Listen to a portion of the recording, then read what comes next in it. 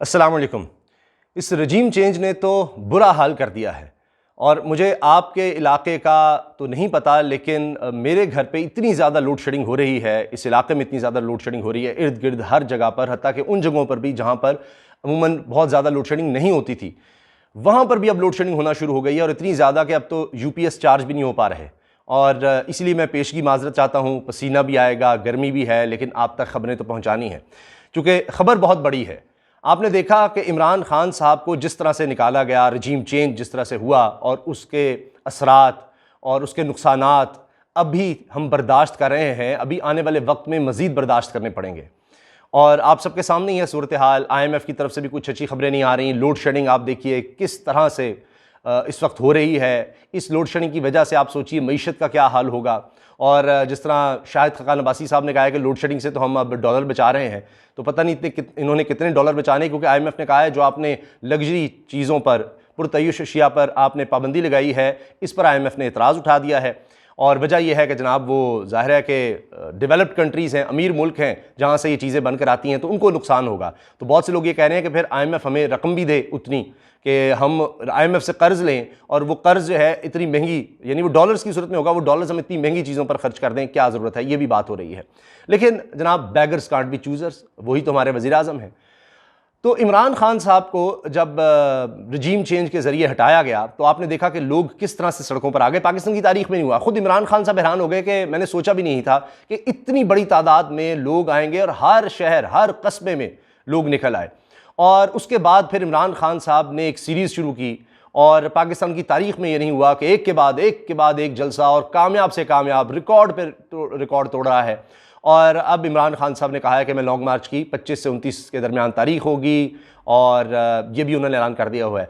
तो बहुत से लोगों ने कहा कि जी अवामी सुओ मोटो हो गया है, अवाम ने नोटिस ले लिया है।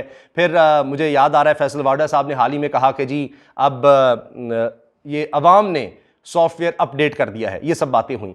तो इमरान खान साहब अपनी तकरीरों में गिले शिकवे करते रहे। कभी कहा, बड़े अदब से कहा कि मुझे बड़ा दुख है कि रात को अदालतें क्यों लगीं, ये सब कुछ क्या हुआ। और फिर मेरे दिल में ये बात रह जाएगी, उनका जुमला बहुत ज़्यादा वायरल हुआ कि जिस तरह से मैं कोई गद्दारी करने लगा था, मैं कौन सी आइन शिकनी करने लगा था, किस तरह से ये सारा कुछ हुआ। फिर उन्होंने मीर जाफ़र, मीर सादिक का बहुत ज़्यादा इस्तेमाल किया। तो बहुत ज़्यादा इस तरह से उन्होंने एक प्रेशर बिल्ड किया और नज़र आया कि अवाम उनके लिए निकल आए हैं। जिस तरह से अवाम निकली है, जितने लोग आए हैं, आपने देख लिया। स्टेडियम भरना ही बहुत बड़ी बात होती है, उसका ग्राउंड भरना, और फिर उसके बाद जितनी जगह बैठने की होती है स्टेडियम में, जो लोग स्टेडियम जा चुके हैं वो देख सकते हैं, आप विजुअल्स देख सकते हैं। वो एक इतना बड़ा प्रेशर कि जनाब फिर पीपल्स पार्टी भी कर रही है, अब मौलाना फजलुर रहमान साहब भी सड़कों पर आकर जनाब वो कर रहे हैं, और पता नहीं कहाँ कहाँ से पूरे पाकिस्तान से लोग लाकर, आपने कराची में देख लिया। तो कराची में अगर आप देखें तो उनका तो वहाँ पर कोई एक सीट नहीं है, कोई वोट बैंक उस तरह से नहीं है, लेकिन मदारिस से, दीगर जगहों से बच्चे लाकर वो बिठा लेते हैं, दिखा देते हैं बड़ा एक कि जी मजमा है। तो उनको भी ये करना पड़ गया। नून लीग ने भी अपनी तौर पर कोशिश की, लेकिन बात नहीं बन सकी। अब लगता यह है कि उसके असरात हो रहे हैं। इमरान खान साहब ने जिस तरह इलेक्शन कमीशन को आड़े हाथों लिया, कहा कि जी ये तो नून लीग का उनकी एक बी टीम बना हुआ है, ये उनका हिस्सा है। फिर उनके कई रहनुमाओं ने ये बातें की। इलेक्शन कमीशन कह चुका जी हम तो इलेक्शन करवा ही नहीं सकते। अभी सुप्रीम कोर्ट में जाके कहा 1 साल से पहले इलेक्शन ही नहीं हो सकते, हमें बड़ा वक्त चाहिए, ये है वो है सारा कुछ।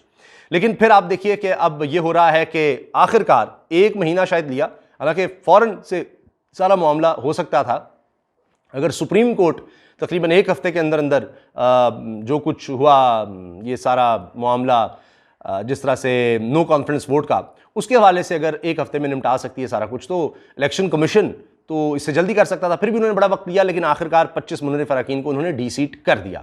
यहाँ से फिर इमरान खान साहब ने कहा कि जी ये डी सीट हो गए, एक बड़ा फैसला आ गया है। लिहाजा जब उन्होंने मुल्तान के जलसे में वाज़ेह तौर पर डेट देनी थी लॉन्ग मार्च की, तो उन्होंने कहा कि इसको यानी बुनियाद बनाते हुए, ये बात करते हुए, खबर देते हुए साथ कहा कि अब हम अभी इस पर सोचेंगे और 25 से 29 के दरमियान है, तो आप तैयारी कर लें।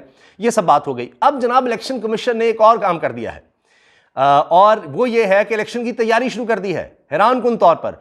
जाहिर है कि अब उसको भी नज़र आ रहा है कि शायद अब जितना दबाव बढ़ गया है और जिस तरह लोग निकल रहे हैं, तो इलेक्शन के अलावा कोई रास्ता नहीं है। तो इलेक्शन कमीशन भी अब तैयार हो गया है। मेरे पास पूरी खबर मौजूद है और ये खबर बता रही है, ये खबर अब छप रही है, इलेक्शन कमीशन ने आम इंतखाबात की तैयारियां शुरू कर दी। अंदर की खबर चूंकि ये भी है कि मियाँ नवाज शरीफ कह रहे हैं कि कम अज़ कम साल 2 साल तक, हाँ जी 2 साल तक वो कह रहे हैं कि कोई केयर टेकर सेटअप आ जाए, कोई टेक्नोक्रेट आ जाए, कुछ इस तरह का मामला आ जाए कि इमरान खान इतना मशहूर हो चुका है ये तो हमें उड़ा कर रख देगा। तो अब वो एस्टेब्लिशमेंट के सामने शर्त रख रहे हैं कि कुछ वक्त हमें दिया जाए। तो वो अब इसलिए चाह रहे हैं कि इमरान खान की शायद तब तक मकबूलियत कम हो जाए कि हम तो नहीं समझ रहे, हमसे तो मामलात नहीं समझ रहे। ये देख लीजिए जिस तरह से आप मईशत का हाल है, जो बुरा हाल इस वक्त हो रहा है, तो अब चीज़ें भी पता लग रही हैं, उनको दबाने की कोशिश हो रही है कि इमरान खान साहब के दौर में 6% तक मुआशी नमू या ग्रोथ, पाकिस्तान की मुआशी ग्रोथ वहां तक चली गई। तो ये बहुत बड़ी बात है। तो इसको अब छुपा कर भी नहीं छुपाया जा सकता, क्योंकि अब तो हुकूमत इनकी है और उसकी हुकूमत में उसी के डिपार्टमेंट्स जो है वो ये रिपोर्ट दे रहे हैं। इनको छुपाया तो नहीं जा सकता, इन चीज़ों को सब नज़र आ रहा होता है कि जी कितनी गाड़ियाँ, कितनी मोटरसाइकिलें बनी, कितनी बिकी, किस तरह से हुआ, कितनी पैदावार हुई, ज़राअत में कितनी पैदावार हुई। तो ये तो सारे अदाद शुमार आ जाते हैं। ये इतना कोई बहुत ज़्यादा डीप इन्वेस्टिगेशन की ज़रूरत नहीं होती, और इसीलिए तो वरना ये फ़ौरन आकर डिनाई करते हैं, ताकि इन्होंने दबाव भी डाला। लेकिन चीफ कॉलमिस्ट पाकिस्तान के ज़ुबैर साहब, उन्होंने इस्तीफ़ा दे दिया कि मैं हेर फेर नहीं कर सकता। ये सब कुछ हुआ। तो अब ज़ाहिर है कि नज़र आ रहा है, तो नवाज शरीफ साहब भी कह रहे हैं जी लेट किया जाए, लेट। वो 2 साल का कह रहे हैं कि किसी तरह से जनाब यही कि फिर अदालतों पर भी दबाव डालेंगे कि जी आप कहें कि हालात ऐसे हैं कि जी कंटिन्यू करना चाहिए कुछ साल 2 साल केयर टेकर सेटअप को या टेक्नोक्रेट्स को। लेकिन इमरान खान साहब चाह रहे हैं कि फौरी इलेक्शन। अब तक डटे हुए हैं, जितनी भी गुफ्तगू हो रही है, जो भी बिहाइंड द कर्टन जितने भी मुज़ाकरात चल रहे हैं, अभी तक इमरान खान साहब 1 इंच पीछे नहीं हट रहे कि जी फौरी इलेक्शंस हों। अब इलेक्शन कमीशन ने भी तैयारी शुरू कर दी है, और इलेक्शन कमीशन ऑफ पाकिस्तान ने मुल्क में आम इंतखाबात की तैयारियां शुरू कर दी हैं। इस सिलसिले में गैर हतमी इंतखाबी फरिश्तें शाया करने के लिए हज़ारों डिस्प्ले सेंटर्स का क़याम अमल में लाया जा चुका है। इलेक्शन कमीशन की जानिब से जारी इलामी में कहा गया है कि यह 20,000 से ज़्यादा डिस्प्ले सेंटर्स 21 मई से 19 जून तक ओपन खुले रहेंगे।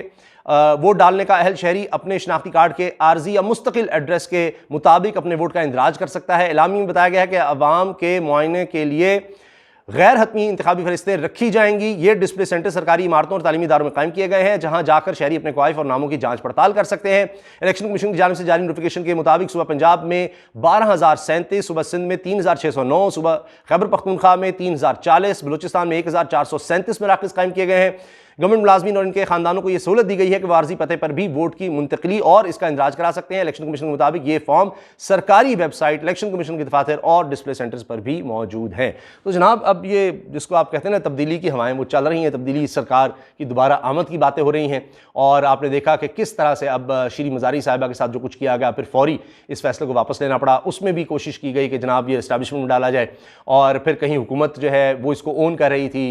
राना सनाउल्लाह साहब ने कहा कि जी पूरी अदालती कार्रवाई के बाद गिरफ्तारी हुई, बहरहाल उनकी ज़मानत पर रिहाई भी हो गई श्री मज़ारी साहिबा की। तो अब आप देख रहे हैं कि किस तरह से ये हुकूमत दबाव में आती चली जा रही है, और ये जो अवाम का दबाव है, यकीन जाने ये बहुत ज़्यादा असर दिखा रहा है।